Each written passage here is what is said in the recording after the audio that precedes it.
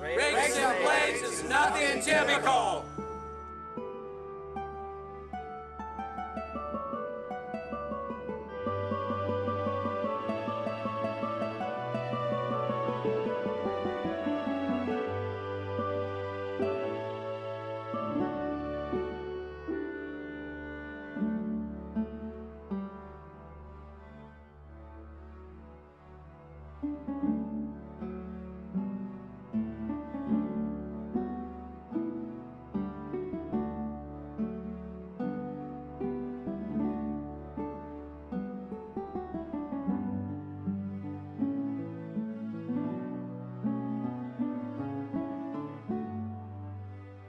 Hi, my name is Barry Campbell and I'm president of the Rakes and Blades Garden Club. We welcome you to our meetings anytime you want, but today I'm going to welcome you to our house. Our house is Casa dos Berries, House of Two Berries.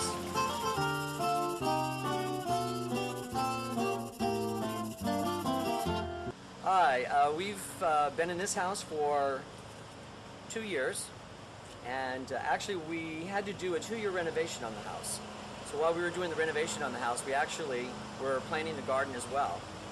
My partner was quite upset with me because I was gardening instead of doing construction. But while we were doing the construction, we were also at the same time setting up our garden.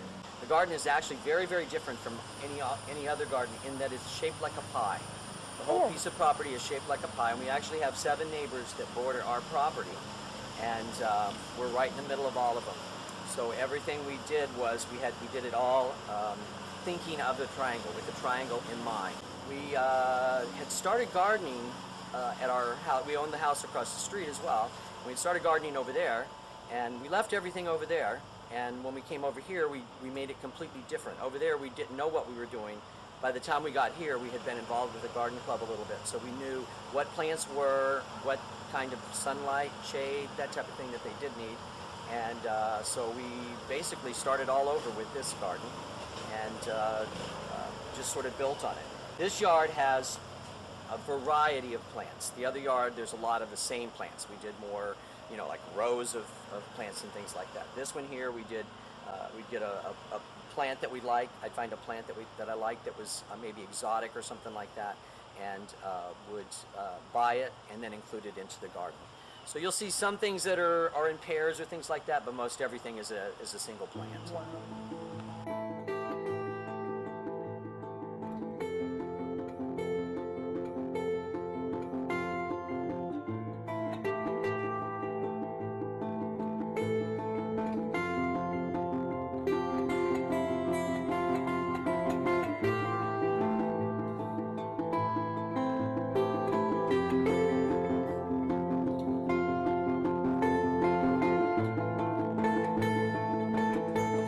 Into this house, the first thing that we did was we wanted to sort of set up the backyard.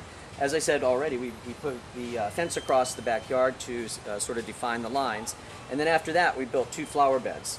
This one we put macho ferns in it, so that it would fill up quickly, and it's very much filled in.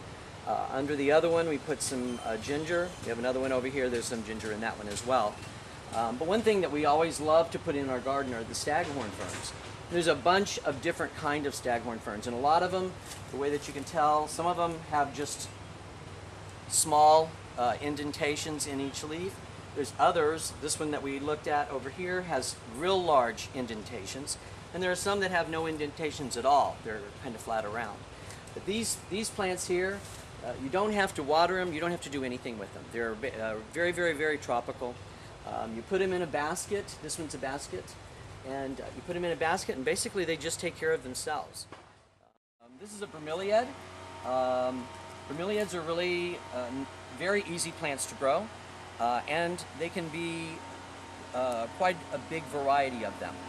This particular one, the flower, so to speak, is the red that's on the inside. And back here you can also see that there's another, sorry about that, there's another plant that has red on it. So that's the flower part of this plant.